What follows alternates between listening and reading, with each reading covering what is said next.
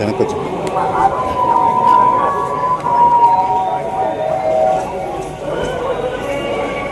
దేనికి వస్తుంది నలుగురు వస్తుంది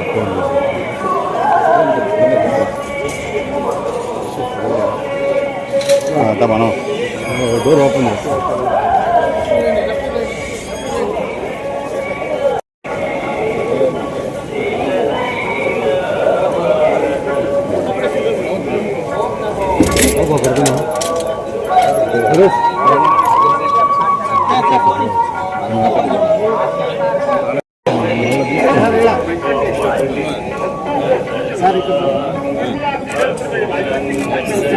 సార్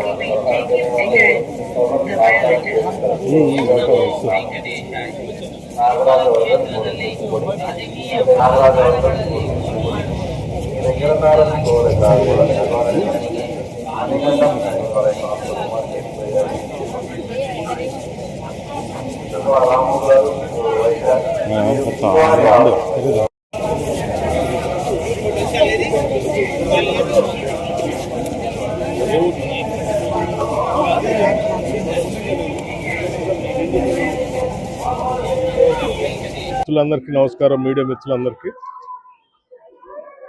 పరమ పవిత్రమైనటువంటి శ్రీ తిరుమల తిరుపతి వెంకటేశ్వర స్వామి వారి దర్శనార్థమై నేను కుటుంబ సభ్యులతో ఇక్కడ రావటం జరిగింది.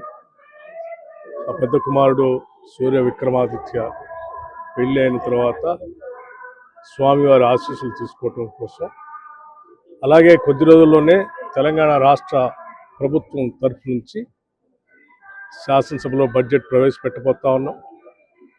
బడ్జెట్ సంబంధించి కానీ తెలంగాణ రాష్ట్రానికి సంబంధించినంత వరకు